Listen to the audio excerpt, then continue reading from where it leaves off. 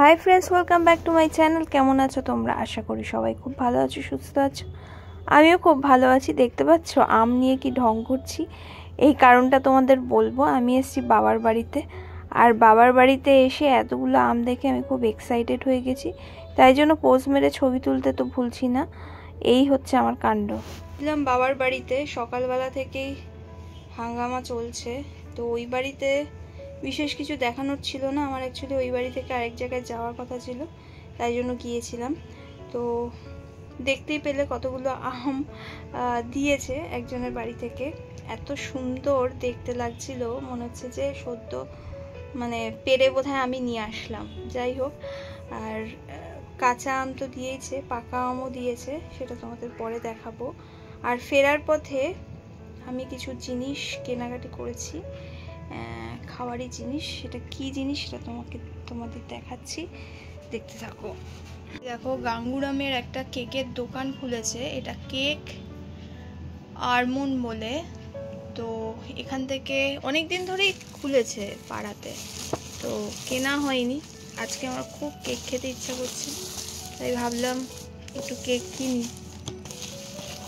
এই দেখো, এর প্যাকেজিংটা এরকম করেছে। অনেকগুলো কেক কেনা হয়েছে, আর সেই কেকগুলোর মধ্যে এই দেখো অলরেডি এটা উঠে এখানে চলে গেছে। এটা হচ্ছে ম্যাঙ্গো ফ্লেভার, এটা হচ্ছে পেস্তা বাদাম ফ্লেভার একটা আছে, এটা চকো চিপস দেখেই বোঝা যাচ্ছে। আর এটা বাটার স্কচ ছিল। তো এবার আমি খেয়ে দেখবো কেমন কেকটা খেতে। যেহেতু এইটা পুরো ওখানটায় ভেঙে আছে, তো এটাই আমি খেয়ে দেখবো আগে।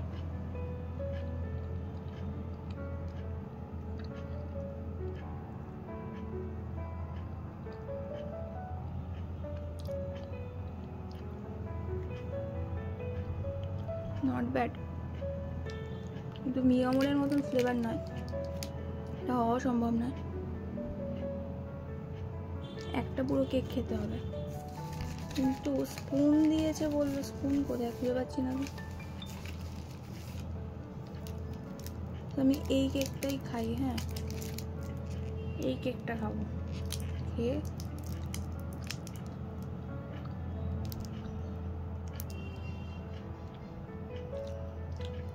ঠিক আছে, 10-এ 6 দেওয়া যায়। সুস্বাদু কেক খেয়ে তো তারপরে এসি চালিয়ে দিয়েছি এক ঘুম, কেন কি সারাদিন অনেক ধকল গেছে। গিয়েছিলাম একটা, বললাম তো, একটা দরকারি কাজে। তো ঘুম থেকে উঠলাম, উঠে দেখি যে প্রচণ্ড বৃষ্টি, ঝড় বৃষ্টি, বাইরে তো বৃষ্টি হচ্ছে। তো দেখা যাক বৃষ্টিটা কতক্ষণ থাকে, আর এই বৃষ্টির পরে গরম আসে কি না সেটাও একটা ভাবনার বিষয়। মানে যতটা বৃষ্টি ততটা গরম হবে কিনা সেটাও একটা ভাবনার বিষয়। তো বৃষ্টি এখন মোটামুটি কমেছে, মাঝে একটু মুষলধারেই হচ্ছিল। তারপরে আমার আরেকটাও ঘুমিয়ে পড়ার একটাও কারণ আছে। এই বাড়িতে এসে দেখছি যে আমার ব্যালেন্স শেষ হয়ে গেছে। তো আমি যে ভরাবো সেটাও পারছিলাম না, এই কারণে। কেন কি ওয়াইফাই তো সিস্টেম নেই, জয়দীপও ছিল না, কেউ আমায় ফোনও করছিল না। জয়দীপ যদি একটা ফোন করতো তাহলে ওকে বলতাম যে ওপরে চলে আসো একটুখানি ওয়াইফাইটা নিয়ে, তাহলে আমি কানেক্ট করে আমি ব্যালেন্সটা ভরিয়ে নিই। কিন্তু ও আসেনি, কেউ ফোন টোন করছে না, দিয়েই একটা ঘুম। তা ঘুমিয়ে পড়েছিলাম। ঘুম থেকে উঠলাম হচ্ছে এই 10টার সময়। তারপরে জয়দীপ আসলো। যাই হোক, এখন রান্না বান্না হচ্ছে। হ্যাঁ,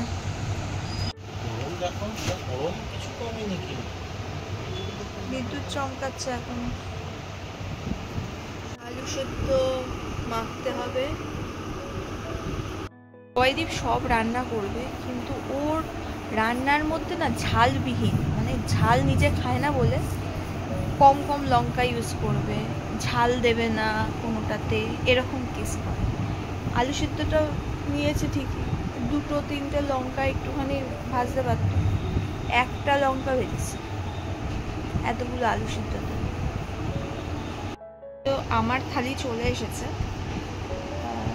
আমি রিসেন্ট এখন ওই পেতল না কাঁসার বাসনে খাচ্ছি গ্যাস অম্বলের জন্য। কোনো কামই হয় না, যাই হোক খেতে দিচ্ছে তাই আমি খাচ্ছি। তো কী কী আছে আজকে রাতের মেনুতে তোমাদের দেখিয়ে দিই। পটল ভাজা আছে, ভাত আছে, ডিম সেদ্ধ আছে, আর এই যে এইটা মাখা। চলো তাহলে খেয়ে নিই। আর পেছনে দেখতে পাচ্ছ লাইটিং হচ্ছে ওপরে আকাশের দিকে, তার মানে হচ্ছে বিদ্যুৎ চমকাচ্ছে আর এদিকে মেঘটাও কেটে যাচ্ছে আর বৃষ্টিটাও থেমে যাচ্ছে, আরও গরমও পড়ছে। তো চলো খেয়ে দিয়ে নিই, আর আজকে আর কথা বলবো না, দেখা হচ্ছে নেক্সট ব্লগে। ততক্ষণে টাটা, বাই বাই, সবাই ভালো থেকো, সুস্থ থেকো, চলো বাই।